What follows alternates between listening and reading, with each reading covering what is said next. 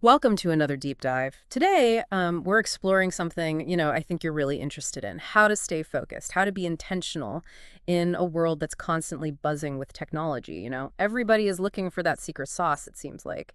So we've got a stack of sources to sift through today. We've got excerpts from The Distraction Addiction and some really insightful conversations with experts on tech and mindfulness. It's interesting, this blend of ancient wisdom and cutting-edge tech. Like you're looking for a map to navigate this digital landscape, but using a compass from a totally different era. Yeah, yeah. It is about finding those timeless truths that still hold up in today's world, even as, everything around us is changing at warp speed, right? And speaking of those timeless truths, one of our sources dives into this concept of the monkey mind. It comes from Buddhist teachings. Have you ever come across that? Oh, absolutely. The monkey mind. That restless, chattering part of us that can't seem to stay still, right? It's constantly jumping from one thought to the next, like a monkey swinging from branch to branch. What's fascinating is that, Buddhist teaching suggests that distraction actually starts within our own minds, not from the outside world.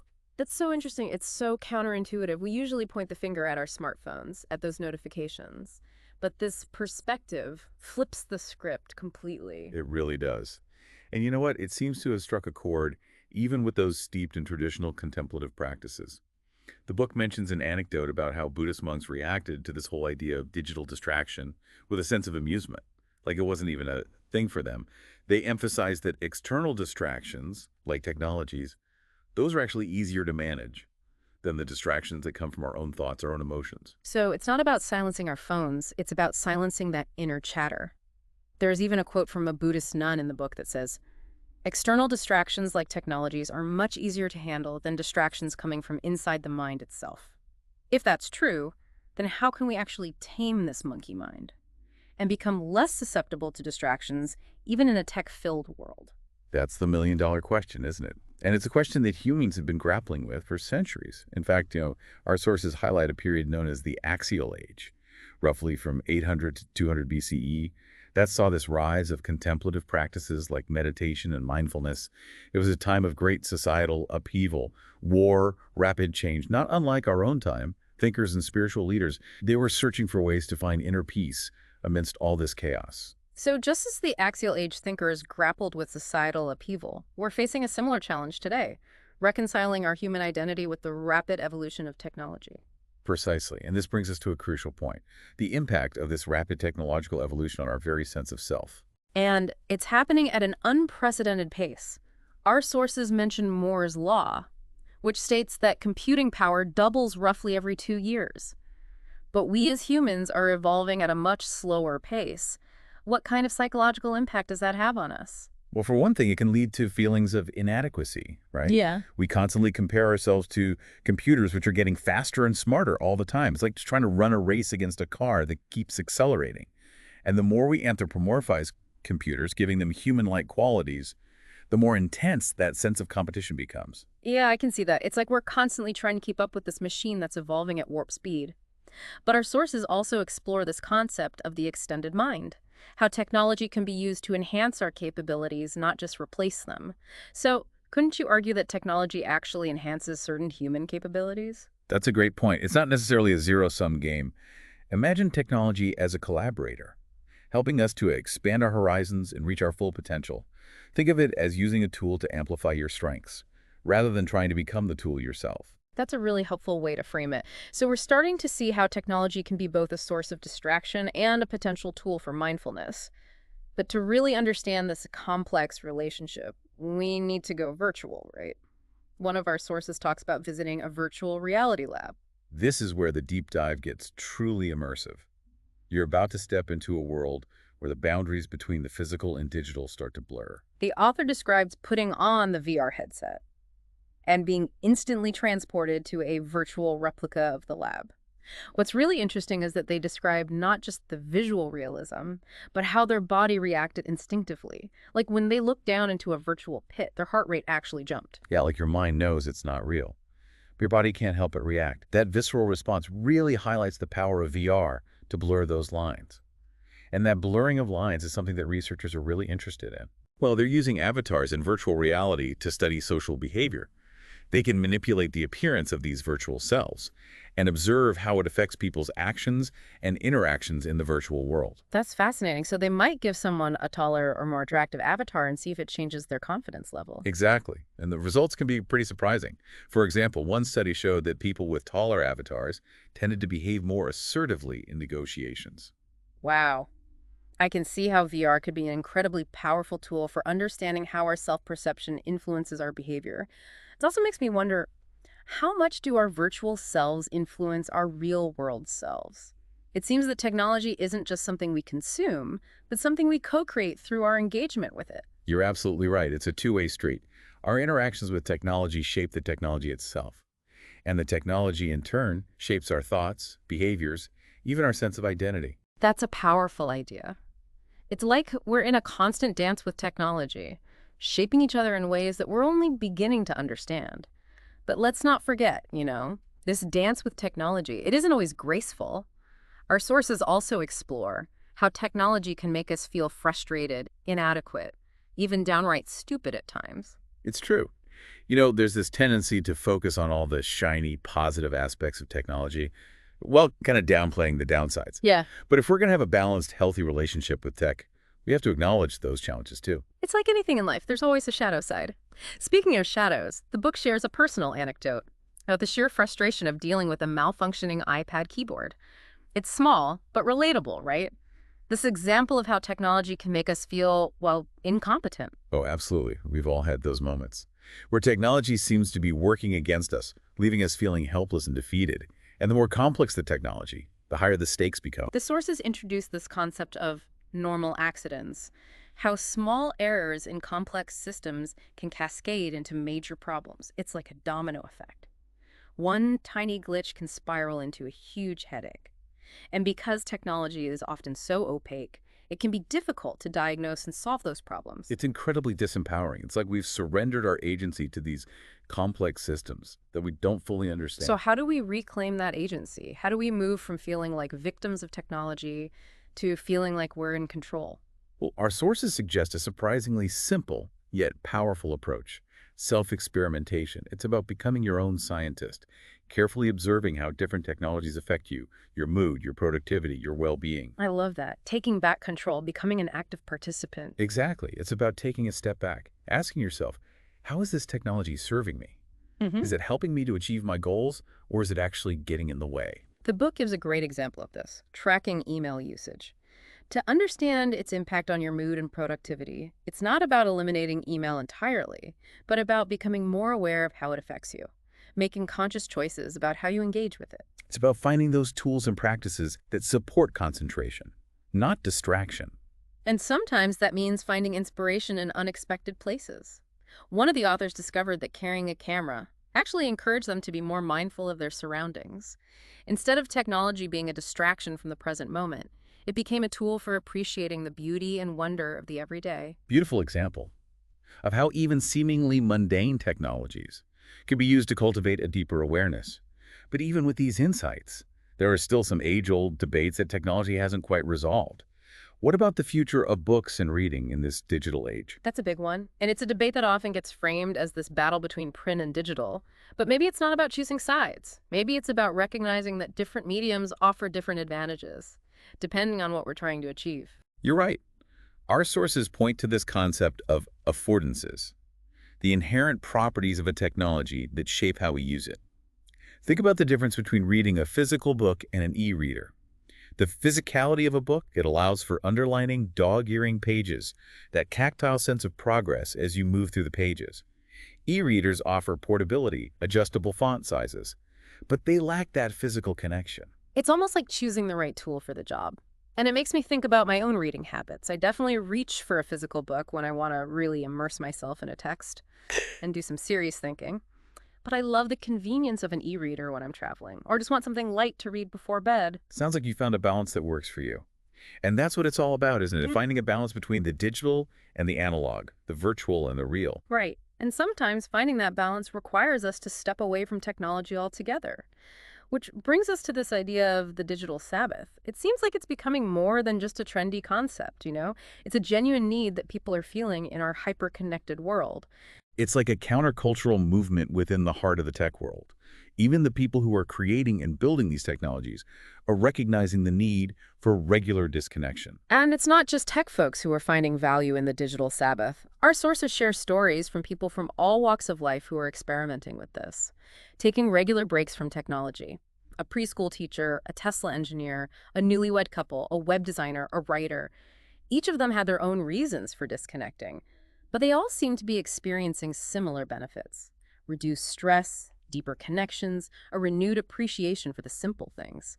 It's almost as if taking a break from technology allows us to reconnect with ourselves and the world around us Yeah. in a more authentic way. But disconnecting can be tough, right? Yep. Our sources acknowledge that those first few digital Sabbaths can be really challenging. People often experience anxiety about missing out, social pressure to stay connected, and just the sheer difficulty of breaking those digital habits. It can feel like breaking free from an addiction. But like with any addiction, the more you practice, the easier it becomes. And the rewards are well worth the effort. And the beauty of it is there's no right or wrong way to do a digital Sabbath. Some people choose to unplug completely, avoiding all screens and digital devices. Others are more selective, focusing on specific technologies or services that they find particularly distracting. Some people do it for a whole day, others for just a few hours. It's all about finding what works for you. Exactly. It's not about following a rigid set of rules, but about finding a rhythm that fits your lifestyle Yeah. and supports your well-being. But what do people actually do when they disconnect? Do they just sit around twiddling their thumbs? Not at all. The activities people engage in during their digital Sabbaths are just as diverse as the people themselves. Some people catch up on reading, writing journals, cook elaborate meals, work on creative projects, spend time in nature, reconnect with friends and family face to face. It's about rediscovering those analog pleasures that often get pushed aside in our digitally saturated lives. I love that. It's like giving yourself permission to slow down, disconnect, simply be present in the moment. But sometimes, even a digital Sabbath isn't enough. Sometimes we need to go deeper, to find those spaces and practices that truly nurture our capacity for contemplation and creativity. You're right. We need spaces where we can truly unplug, not just from technology, but from the demands and distractions of everyday life. And this is where the idea of contemplative spaces comes in. Our sources use Charles Darwin's famous sand walk as an example. It was this path he created on his property where he would walk and think for hours each day, a space that was intentionally designed to foster contemplation. It's a wonderful example of how we can create spaces that support our mental and creative well-being. And while most of us don't have the luxury of creating our own sandwalks, we can still learn from the principles that made it such a powerful space for Darwin. What were those principles? Our sources highlight 4 key features of contemplative spaces: fascination, being away, accent, and compatibility. Okay, break that down for me. Okay, so let's start with fascination. It refers to the ability of a space to hold our attention without demanding, like, conscious effort. It's about finding environments that naturally draw us in, allow our minds to wander freely, a beautiful view, a babbling brook, a crackling fire, anything that captivates our senses without requiring us to actively engage with it. I'm getting a sense of peace just thinking about it. What about being away? Being away is about creating a sense of separation from the demands of everyday life. It's about finding spaces where we can disconnect from that constant stream of distractions and reconnect with ourselves. Think of it as a retreat, a sanctuary, a place where you can escape the noise and just be. That makes sense. What about extent? Extent refers to the richness and coherence of an environment. Contemplative spaces should feel expansive and immersive, offering a sense of depth and possibility. So it's not just about being physically removed, but also about feeling psychologically transported, like stepping into a different world. Exactly. And finally, compatibility means that a space should be easy to navigate and understand. It should feel welcoming and inviting, not overwhelming or confusing. It's like finding a space that fits you, where you feel comfortable and at ease. It sounds like we're talking about more than just physical spaces, though. These principles could apply to activities and practices as well, right? You're absolutely right. Contemplative spaces can be physical locations, activities, or even states of mind. The key is that they allow us to step away from the distractions of everyday life and reconnect with a sense of peace and stillness. So how do we find or create these contemplative spaces in our own lives? I mean, not everyone can jet off to a secluded mountaintop retreat, right? That's true. But contemplative spaces don't have to be grand or exotic. They can be as simple as a quiet corner in your home, a nearby park, or even a favorite coffee shop. One of our sources describes how they've learned to treat airplanes as contemplative spaces. Airplanes. Really? That's interesting. I've always found them to be incredibly stressful. That's understandable. But by focusing on the elements of fascination, being away, extent, and compatibility, they've transformed those long flights into opportunities for deep thinking and creative work. They focus on the view out the window, the feeling of being above the clouds, the sense of being disconnected from the world below. And they make sure to be offline during those flights, further enhancing that sense of separation. It's like they're creating a bubble of contemplation amidst the chaos of air travel. I love that. It's a great reminder that contemplative spaces can be found in the most unexpected places. Exactly. It's about being intentional about creating those spaces, whether it's physically or mentally. And it's about cultivating those practices that nurture our capacity for contemplation, whether it's meditation, journaling, spending time in nature, or simply taking a few moments to breathe deeply and be present in the moment. You're right. Contemplation isn't a luxury. It's an essential ingredient for a fulfilling and meaningful life. It's like tending to the garden of our minds, creating the conditions that allow our thoughts and ideas to flourish. It strikes me that technology itself, it isn't inherently good or bad. It's how we use it. That determines its impact on our lives. Like a hammer can be used to build a house or to break something down. It all comes down to the intention behind it, right? You hit the nail on the head. And just as we learn to use physical tools safely and effectively, we need to develop a similar set of skills for using digital tools. It's about cultivating a sense of digital literacy, recognizing the potential pitfalls, and making conscious choices about how and when we engage. So instead of letting technology use us, we become mindful users of technology. But this isn't just a personal challenge, is it? I mean, we're living in a world where technology is evolving at an unprecedented pace. And that raises some big questions about the future of humanity in a digital age. How will technology continue to shape our lives? What are the potential risks and opportunities? How can we make sure technology serves humanity rather than the other way around? These are exactly the kind of questions we need to be grappling with. And one of the most thought-provoking points raised by our sources is how technology can subtly shift our values and priorities. Yeah, the book, The Distraction Addiction, it highlights how our constant exposure to information technology can lead us to value speed and efficiency and productivity over qualities like creativity, deliberation, thoroughness. It's like the relentless pace of technology is reshaping our very definition of what it means to be human. And that raises some serious ethical concerns about the potential for dehumanization in a digital age. One of the sources we're looking at is virtual reality pioneer Jaron Lanier. He argues that we risk degrading ourselves in order to make machines seem smart. For example, think about services like Amazon's Mechanical Turk, where humans perform these small, repetitive tasks for very low wages. It makes you wonder if we're using technology to exploit human labor rather than empower it. That's a sobering thought. Lanier's argument is a stark reminder that we need to be really mindful of the ethical implications of technological progress. It's like we're at a crossroads. We have to choose between using technology to enhance human potential or to diminish it. And those choices are going to shape the kind of future we create. Absolutely. And it's not just about the big sweeping changes either. It's about how technology shapes our everyday lives, how we think, how we work. One example that really struck me was the discussion of drawing versus computer-aided design, or CAD in the field of architecture.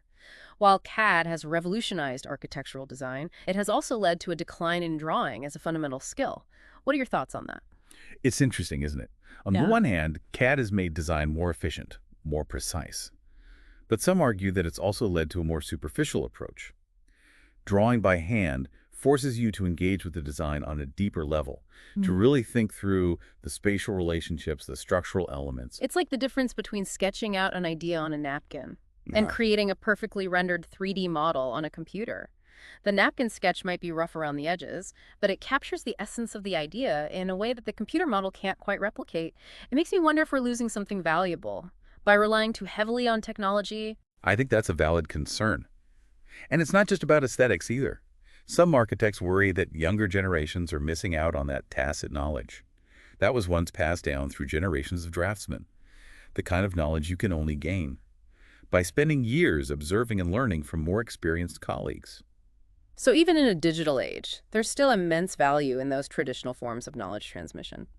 This makes me think about the impact of technology on the writing process, too. Word processors have made it easier to write and edit, But I've heard writers say that they can be too distracting. They lead to a more fragmented and less focused writing process. I can see that. It's so easy to get sidetracked by email notifications, or the temptation to constantly tweak and edit as you go. And the ease of editing on a computer can sometimes lead to a more superficial approach to writing. It's like we're less inclined to carefully consider our words and ideas before committing them to the page, because we know we can always go back and change them later. It's a good point. But let's not forget that technology has also created opportunities for writers. Digital writing tools have made it easier to collaborate, share their work with a wider audience, experiment with new forms of writing. It's like technology has democratized the writing process, giving more people access to the tools and platforms they need to express themselves creatively. That's an exciting development. But like with any powerful tool, we need to learn to use it wisely and intentionally. So, what does it all mean? What's the big takeaway from this deep dive into technology, mindfulness, and the future of humanity? The key takeaway for me is that technology isn't this external force dictating our lives. It's a reflection of our own choices and values. It's a mirror showing us who we are and what we prioritize. And by becoming more mindful of how we use technology, we can shape it to serve our needs rather than letting it control us. It's about reclaiming our agency, being intentional in our relationship with technology, and using it to enhance our lives, not diminish them. It's about finding that delicate balance between embracing the possibilities of technology and preserving what makes us human. Well said. So circling back to that question we started with, how do we navigate a tech-saturated world while maintaining focus and intentionality and a sense of connection to ourselves and the world around us? What have we learned? We've learned that it's not about rejecting technology, but using it mindfully. It's about setting boundaries, cultivating healthy habits, and finding those spaces and practices that nurture our capacity for contemplation and creativity. Remember, technology is a tool, not a master. It's up to each of us to decide how we use it. And as we move further into this digital age, it's more important than ever to keep asking those big questions. What kind of future do we want to create? What role do we want technology to play in our lives? How can we use it to build a world that is both technologically advanced and deeply human? Those are questions each of us has to answer. But by exploring these ideas, questioning our assumptions, making conscious choices about our relationship with technology, we can start to chart a course toward a future that is both innovative and humane. A future where technology serves humanity, not the other way around. That's a future worth striving for. Thank you for joining us on this deep dive. We hope it's given you some food for thought, and perhaps even inspired you to take a closer look at your own relationship with technology. Until next time, keep exploring, keep questioning, and keep diving deep.